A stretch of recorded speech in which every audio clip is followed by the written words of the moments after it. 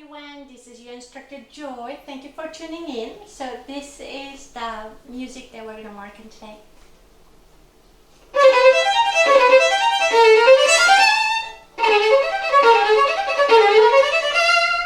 So a subscriber was wondering, how does one play Sautille when there are many grace notes happening? Sautille play in fast passages, fast tempo, it's hard enough, and then we have to add a couple of notes, in this case two on one note. How do we do that? How do we do that while the bow springs and make sure that those gets played as well? Thank you for your questions, and also for all of you, thank you for sharing my videos, sending me nice questions and comments and donations. I really appreciate that. So I'm going to tell you a little trick what a lot of violins do. When there are grace notes, while the notes are supposed to be short, we don't always play short when there's a grace note, but you do the rest short, which is Sautille in this case. That way the audience hear every note jumping, but those ones that has grace notes is not short. So what I'm saying is this one, you play just like I do. But then here, you do Sautille later.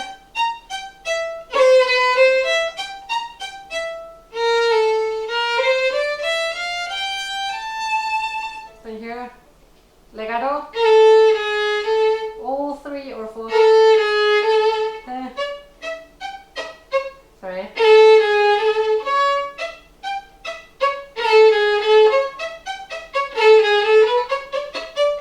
Of course, I'm not doing with Sautille because Sautille has to be faster, but just to show you which notes are played short, which one are not, so that you know what we're doing.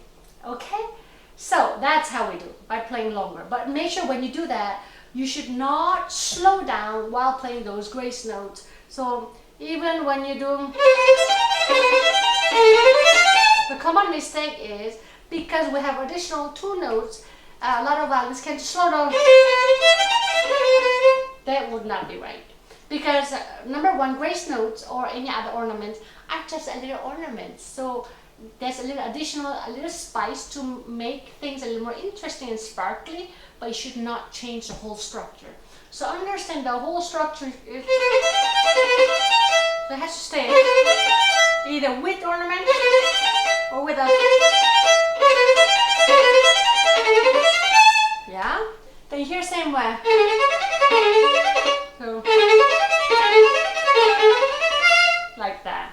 So that's number one. I'm sure that already solves a lot of problem, because if you had just or, it doesn't give enough time to play all three notes, because there's a little dot that touches the hair, so it's not gonna have enough time or enough bow hair to speak three notes. I played it all through, but the bow doesn't. So you have no choice, but you have to play legato. But the rest, make sure you do the Sautille so people hear. But believe it or not, when you do like that, even though you're mixing both, because of the ornaments, people don't always realize that you're not doing Sautille. Not only you're playing what's written, and it sounds nicer. So let's see if I didn't do those legatos and how do it sound. Yeah? Even though I'm doing exactly, well, not exactly what it could be, but that doesn't sound good. So for us, which teaches us, we have to pick whatever it sounds the best. Whatever sounds the most beautiful, most accurate, most interesting. In this case, legato. And then, yeah, the same idea. Here, there are a couple of things that you can do with the left hand. I decide to go C sharp, first finger a little down, but make sure you're not shifting your whole head, but stretch your first finger like.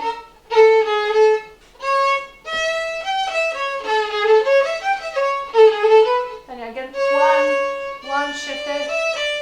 Yeah. Like this, alright? So like that. So that could be a lot of fun. Then, when you play fast passages, either this Czardas or anything else, a lot of us get caught up because there's so many things going on. Control this, you have to keep the right spot so they spring easily. Your left hand is moving constantly. So we forget the big picture of the music. Remember, this whole thing, this jumpy part that we have to use Sautille, grace notes and all this, are just to create a little mood, yeah? So it is true also that some music, some part of music is meant to listen every single note, and every single note really means a lot.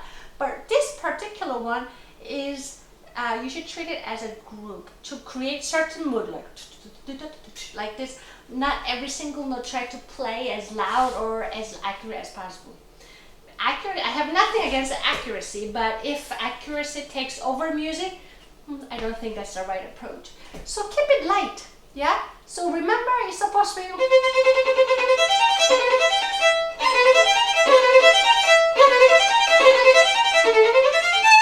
Yeah, also... Yeah, I'm just realizing I'm using different bowing as I did at the beginning, but that doesn't matter, you get my idea. So, light bow. Yeah. So that's for sure very, very important.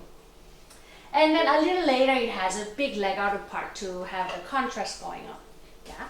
So if you're not familiar with Sautille bowing, there are other videos, I believe for sure 1 or 2. I encourage you to check that one out to understand. So basically Sautille bowing is, even though it sounds like the bow would be off the string, meaning away from the string, but it is not. It should not. So basically, you know, there's bow curved this way, like whoop. This most lower part of the bow here, it has a natural springing effect, so we're playing with that. So see where it springs the most nicely, and then see something like that. Here you have absolutely no movement of your elbow and shoulder. You're just moving your wrist. But here it's very important that your old thumb and 4 fingers are curved and flexible. You don't move actively. What you're doing is you're allowing the wrist to move while your thumb and other fingers move along. That's how Sautille works.